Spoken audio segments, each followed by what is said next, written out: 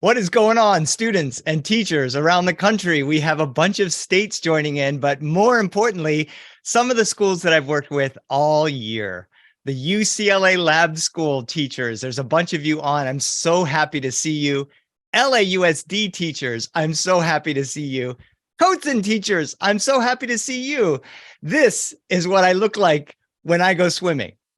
I live in Los Angeles, so I love to have this for the sun protection. And these are the goggles I wear. What do you look like when you go swimming? This is my hair. Usually it gets a little wet there. Hello, there you are. It is so good to see you all. Thank you so much for being here. I have been doing these monthly Zooms throughout the school year, and I will do them next year. And there's a pretty simple pattern. I'm going to tell you a couple of stories. In my stories, you are going to notice how I try to set the scene really clearly so you know where I'm at. I'm going to try to describe the characters really clearly so you know who's there. And in all of my stories, there is always somebody who really wants something that they can't have. So I'm going to tell you a swimming pool story, or maybe a couple of those, a water balloon story. Then I'm going to have a mini lesson for you about reading during the summer. Summer reading is one of my favorite things to do, and I have a few things to say about that. The very last part of our time, we're going to do 30 minutes exactly. I'm aware the teachers they have this stuff going on. Will be time for students to put questions into the chat. And teachers, you can do that as well. So if you have some questions you want to be answered, my producer, Rachel, is going to be helping me through the chat. And so I'll spend the last 5 minutes or so doing questions and answers. When I was a kid, my mother said to me with her Boston accent, "You're gonna learn how to swim." I was probably 2.5 years old.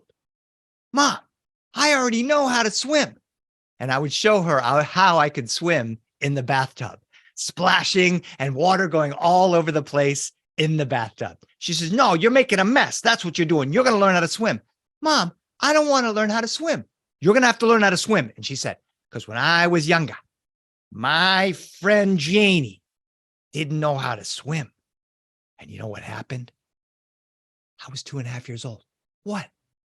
"She died. She died. I don't want to die." She says, "You're going to learn how to swim." "I want to learn how to swim." And when I was 3 years old, my mother had me in swim classes and my two little brothers. We went to the local swimming pool where we were guppies.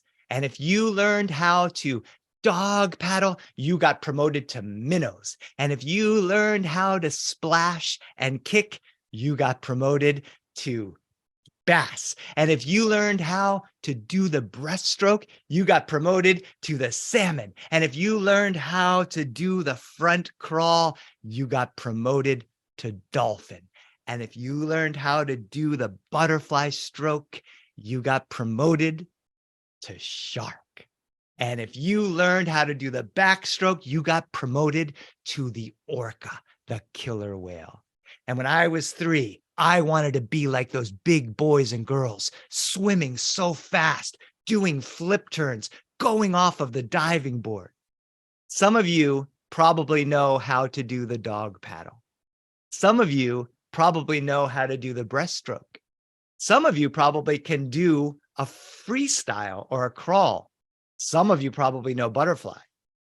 How many of you have ever gone off of the diving board? At my pool, we learned how to do all those strokes. And when the summertime came, I wasn't going to be like my mom's friend. I said, "Mom, do you think if I go swimming, do you think I'm going to die?"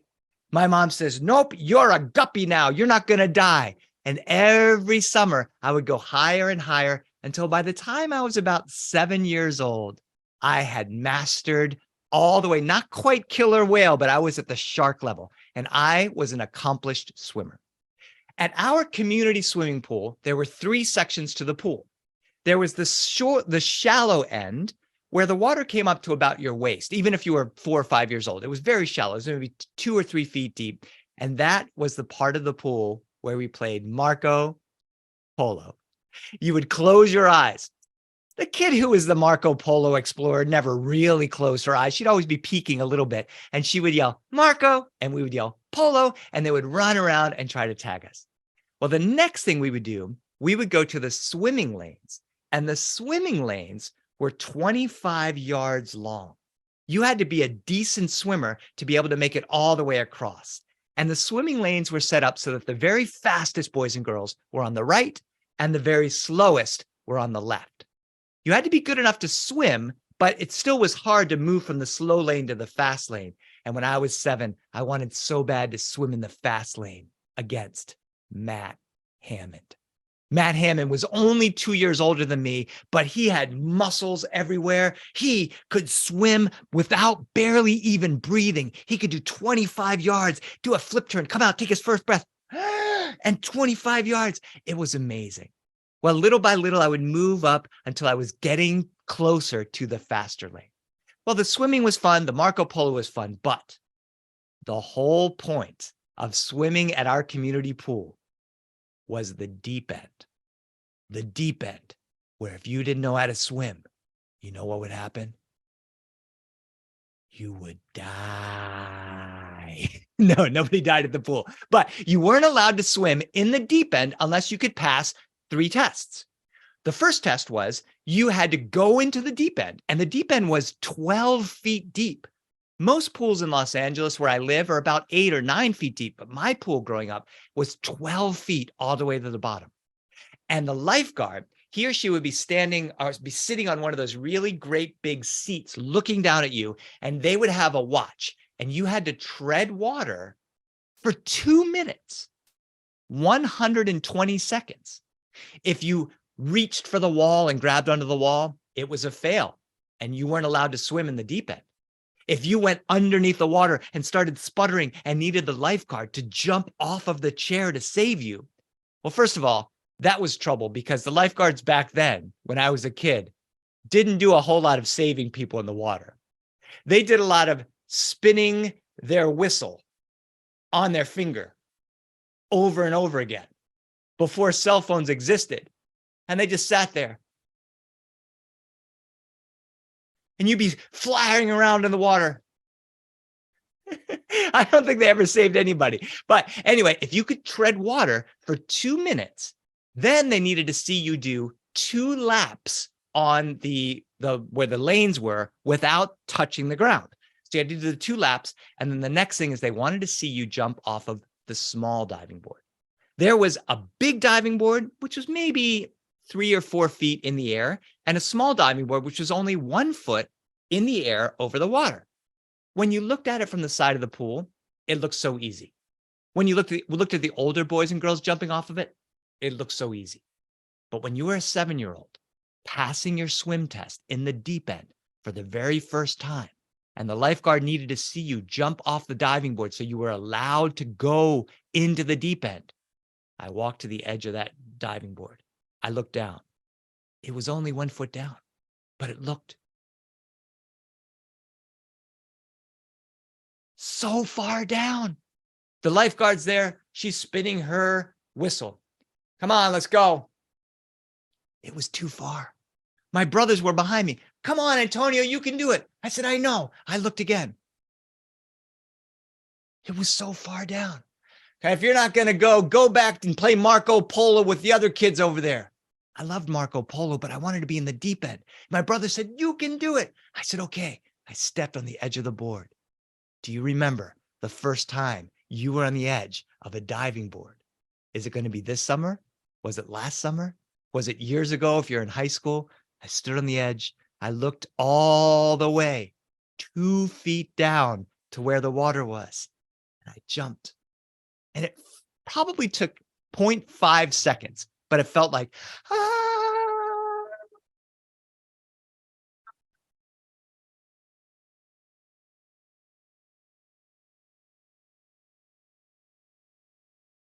splash.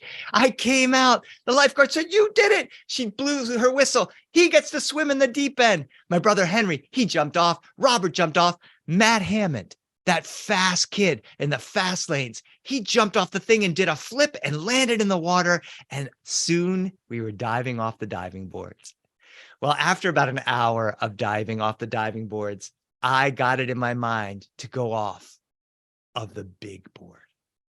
Maybe you have a big board near your house, and that big board wasn't just high. It was high. It was super bouncy. So if you bounce on it correctly, you would get flung into the air so high. It was like you were going to grab the moon or grab the sun. And Matt Hammond, he could do a flip and a half and dive into the water. My brother Henry could do perfect cannonballs and soak the lifeguard. She pretended like she was mad. But really, she loved it because it was so hot. My brother Robbie could do a jackknife, which is where he sort of holds onto his leg and his leg goes in, and another big splash. And I got to the end and I bounced a little bit and a little bit more. And the next thing I know, I felt like I was flying. And the whole point of summer was diving off the diving board. Every now and then, Matt Hammond would say, "Sharks and minnows." And the lifeguard would blow her whistle. Tweet. And we played sharks and minnows. Matt Hammond was always the shark. He swam in the middle, treading water, and all of the minnows were on one side of the deep end. The lifeguard would blow her whistle, and that meant that all of us had to dive into the water and swim as fast as we could to the other side.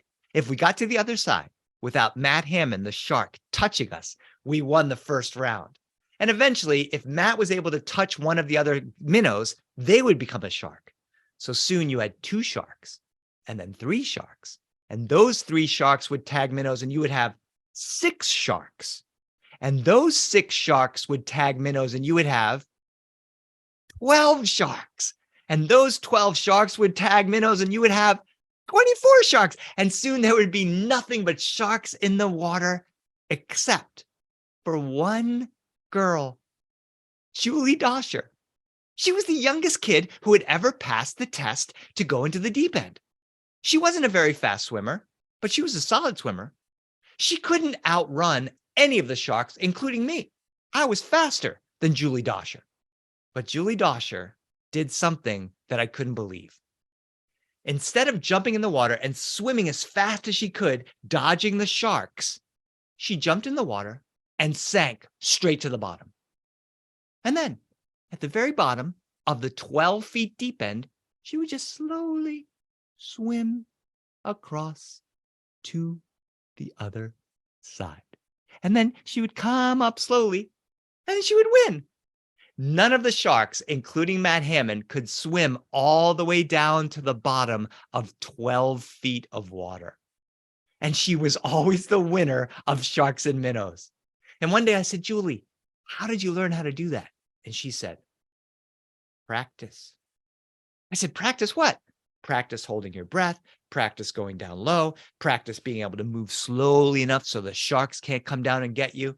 And Julie taught me how to go down 5 feet, 6 feet, 10 feet, and all the way down at the bottom, 12 feet of water. Your ears started to hurt. She taught me how to hold your nose and blow just a little bit so your ears would equalize. But I would never have enough breath to be able to do what Julie Dosher did. And so as the summer went along, I was able to hold my breath to go 12 feet down and 2 strokes across. 12 feet down and 3 strokes across. 12 feet down and 5 strokes across. And on the last day of summer, when they were closing down that pool, Julie looked at me. She said, "I think you're ready." I said, "I think I am."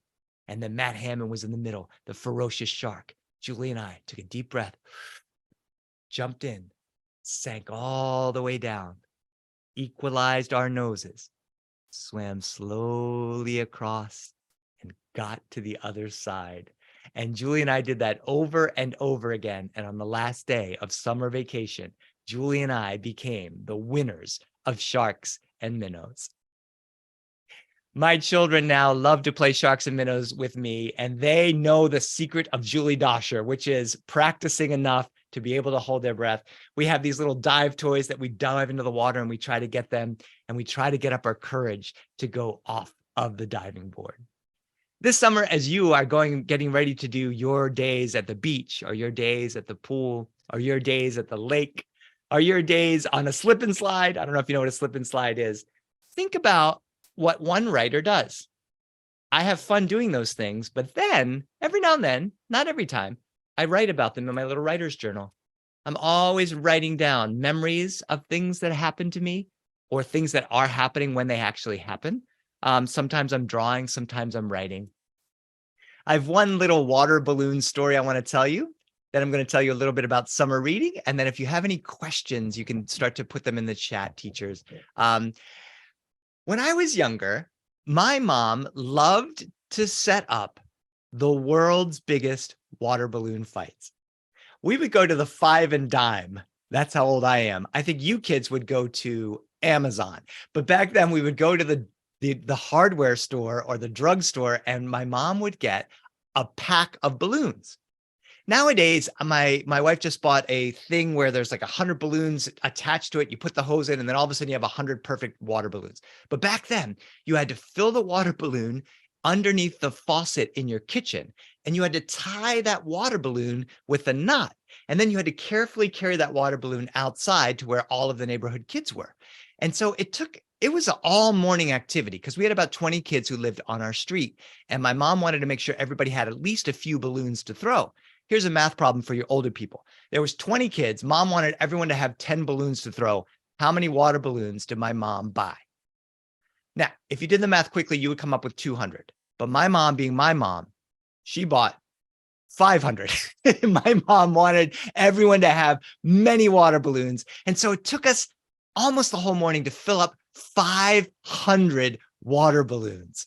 And we would go outside and my mom would get ready. She said, everyone grab as many water balloons as you could carry. And kids would be grabbing water balloons and dropping them on the ground. And she would say, all right, everybody start the fight. And we had this huge water balloon fight, people just getting soaked, throwing it as hard as we could, trying to steal each other's water balloons. And I figured out a way to open up one of those knots. I tried to catch my friend Matt Hammond. He was too fast. Tried to catch my brother Henry. He was too strong. Caught my little brother Robbie. Put him on the ground. Put my knees on his arms. Stuck him to the ground. Untied that water balloon. And Robbie said, don't throw that water balloon in my face. That's not fair. I said, I'm not going to throw it in your face. He said, oh, that's good. I said, I'm going to drip it in your face. Drip. One drip of water right between his eyes. He goes, that's not going to bother me. I said, it will bother you in about 50 minutes. Drip. Another drip right between his eyes. It's still not bothering me. Drip. Drip. Drip. Mom always said whenever you were aggravating me to ask you politely to please stop. Drip. Well, this is aggravating. Drip. Please stop. Kids, have you ever been in that situation where you know you should stop, but you don't? You just keep going? I was in that situation. My friend Maddie was laughing. Henry was laughing. My friends were laughing. My brother Robert was definitely not laughing. His face was turning red. I'm going to ask you one last time to please stop dripping that water on my drip. Kiddos, do you know when you get to that point when you are like 5 steps past the time when you should stop? And you don't stop? That was me that day. I kept dripping water. And then this is what happens sometimes with your younger brothers or sisters or your younger friends. They get stronger than you. And this day, my brother's muscles grew. His voice changed. I'm going to ask you one last time to please stop water dripping torture on my face. His beard grew. No beard, just kidding. And he threw me off of it. He grabbed 17 water balloons in one hand, his massive Hulk-sized hand, 17 another. He said, ah! And my mom came out of nowhere. She grabbed my brother. She said, do you want to kill your brother? And my brother said, yes. And my mom said, no, no, no, this went too far. And my mom gave me a great big lecture about how brothers should love each other. And my brother listened and he says, you're right, Mom. I should love my brother. And he looked at me.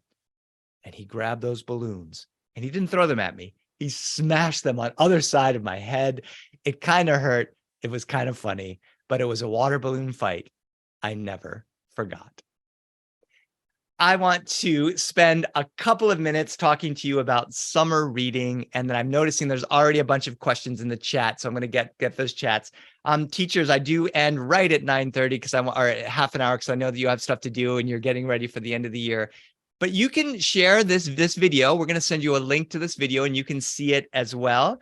The biggest thing I want to say about summer reading is this. I think that reading for writers, but for anyone that is learning anything really, is an activity that should happen every day, like brushing your teeth. Hopefully you kids brush your teeth every day. Twice a day is what my dentist tells me, in the morning after breakfast and at night before I go to bed. And that is something that I do every day. I also try to drink water every day, and I read every day. Now, sometimes I'm reading things that I have to read.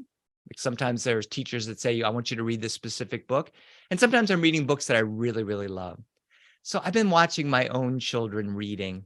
My daughter's in 5th grade and my son is in 8th grade. And they, of course, read what they need to read for school. But sometimes when they're a little bit bored of reading, they love to find really great series. So I'm going to share with you some of my own children's favorite series. My daughter loved the Ivy and Bean series. There's a bunch of these beautiful books. She loved the Magic Treehouse series. And she also loved Big Nate. And then my son, when he was younger, he loved the Dog Man and Cat Kid series. And of course, the other ones that this wonderful author illustrator does. And so what I want you to do this summer, I want you to find a series of books that you love. What's great about a series is there's so many of them. The other books that my children love are Garfield comics, and there's about 700,000 of these books, so you can get into them and love them. If you are reading something that you love, you are doing brain activity. You're doing exercise for your brain. Now, your parents and your teachers are going to say, you should be reading better books. And they're right. It's kind of like if you were a weightlifter and you were lifting 5 pounds. Well, lifting 5 pounds is good. But if you want to get stronger, you have to lift heavier weights. You have to learn better, stronger exercises. You have to eat more intentionally. But my mom always said, as long as you're reading, you're exercising part of your brain. When I was a kid, we had Garfield, of course, but Peanuts was a comic that we loved. And there are hundreds, dozens of these kinds of books as well. When my son got a little bit older, he got into the Calvin and Hobbes books. Calvin and Hobbes is perfect for 3rd, 4th, 5th, 6th grade. We read in Spanish in my family too. So this is La Canción del Yukon. This is by Bill Watterson. And then the other things series that my children loved so much, and this was just, my daughter got into this in 5th grade, The Wings of Fire. There are 15 books in The Wings of Fire. We also read them in Spanish, Alas del Fuego. So I just wanted to mention to you that. And here, this is what happened. My son was reading a bunch of Garfield and he liked it. And he went to the librarian and said, I really like Garfield. Are there any other books like it? And she said, well, there's an interesting book called Nathaniel Hale's Hazardous Tales. And it had this guy with a sword on it. And my son said, wow, that looks interesting. Turns out it is history. So this is kind of like beginning to start to lift weights with your mind. So I want you to go to your library and ask your librarian for an amazing series of books that is just right for your age. And your librarian is going to know that. Your librarian is into all kinds of beautiful books. So that's the one thing I want to do. And here's the last thing I want all of you to do, even if you're super old in high school. Ask one of your parents to read out loud to you. My son is in 8th grade. I read out loud to him every single night. I read the books that he wants me to read to, and I read some books that I want to read to him, and I read out loud every afternoon to my daughter. That's something I love to do. It is a way to really connect. And so I just want to say, just try that out this summer. If your parents already do it, great. If they don't, make one of your parents read to you. I am going to go to the chat and see what questions we have. And my amazing producer, Rachel, will also help me out if I'm missing something here, because I don't know how to figure out something. Okay, here's some questions in the chat right now. How old was I in the water balloon story? You know what? We actually had water balloon fights every single summer, Naya. But the one that I told when my brother got so mad at me, I think I was 9 and he was 8 years old. Eleanor asks, how many stories have I told at one performance? Eleanor, that's an interesting question. Sometimes in one performance, I'll tell one story. Let me share with you this. Here's the Brothers Grimm fairy tales. This is some of the stories in this book are 30 or 40 pages long. So sometimes I will tell one story that lasts a whole hour. And sometimes I tell lots of little snippets of stories. So I guess I mostly am telling about 5 or 10 minute stories. So if I had an hour, I'm usually telling about, I don't know, 5 or 10 stories, but sometimes that's different. Let's see, there's a couple of other things. How do I get all of these stories? Nora, I love that question. The biggest thing that I think about, Nora, are the people I know and the places I've been. And I really just sort of try to imagine where I was. Where was I in 5th grade? Where was I in 1st grade? What was I doing in 2nd grade? What were some of the places I like to be at? And so whenever I'm with somebody in a place, I'm just aware of it. So part of what I do is I have a practice of writing almost every day so I don't forget some of these things. And then I also love to talk to my family. I talk to my brother almost every day. I talk to one of my aunts every week. I talk to my dad almost every day. And I try to ask them questions about what we were doing. So Nora, a lot of it's just coming from my family, but I also read a lot. I'm constantly reading. Oh, how old was I when I was jumping off the diving board? So Iris, I was in my little swimming things when I was a guppy and a base. I think by the time you got to, let's see, I started at age 3. I think I was about 6 years old the first time I jumped off a diving board. My daughter, who's also an excellent swimmer, didn't jump off a diving board until she was 10. So jumping off a diving board is a special skill, and it is something that takes a lot of courage.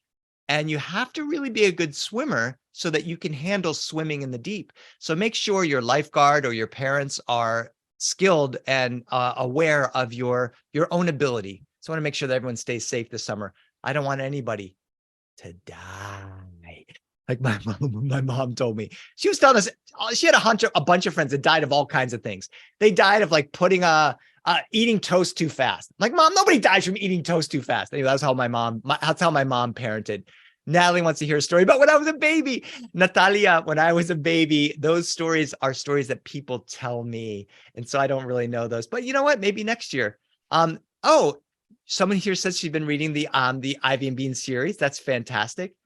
When is my golden birthday? Bear, I think the golden birthday is the day you turn the age of your birthday, right? So my birthday is September 23rd. And so my golden birthday will be this year when I turn 23 years old. My golden birthday was years ago. I see a recommendation for a book. Warrior Cats. My kids don't know Warrior Cats. Kiddos, here's another reading recommendation. Ask your friends what they are reading. So Warrior Cats, I'm going to go to the library. I go to the library once a week with my daughter. I'm going to get the Warrior Cat book. I'm going to read it. Nina's going to read it. And hopefully it's something we're going to like. Julian, my kids are now 13 and 10. My son is just finishing 8th grade. He's a teenager. Oh, Amma, why do I read all the time? I read all the time because it's good for my brain. So I brush my teeth twice a day because it's good for my teeth. I try to eat healthy because it's good for my body. And I read because it's good for my brain. But I read for enjoyment. I love reading. It makes me really happy. When I read a good book, it makes me really happy. Another reason I read is to learn things I don't know.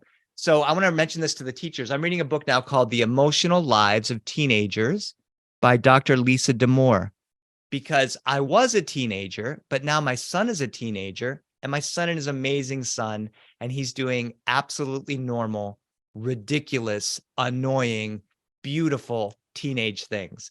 And I don't know how to deal with it. So I got a book by an expert to help me. Did your brothers actually read? Yeah, my brothers love to read. My brothers are 13 and 12. Couple more questions, then we're going to go. Will I be telling stories in LA over the summer? That's so sweet. Yes, I actually am telling stories in quite a few Los Angeles public libraries this summer. coming up. I do one next week and the week after that. So we're going to send an email out to all of you, which will have information about where I'm going to be telling stories this summer. And next year, I'm going to be doing Zooms every month. So you can join in on these Zooms. UCLA, I want to thank you so much for being here. All of my schools. Harry Potter's perfect summer reading, Milo. Read Harry Potter. I was 8. I love writing because I get paid to write, Bear. I do read long and tricky books. You are so wonderful kiddos and teachers. Thank you for your support all year on these Zooms. Thank you for your support in the classroom when I was with you. And there's going to be information on how you can get in touch with me in the email we're going to send out to you as well. Have a great summer. Keep reading, keep swimming, and see you next year on the Zooms. Muchísimas gracias. Thank you all very much.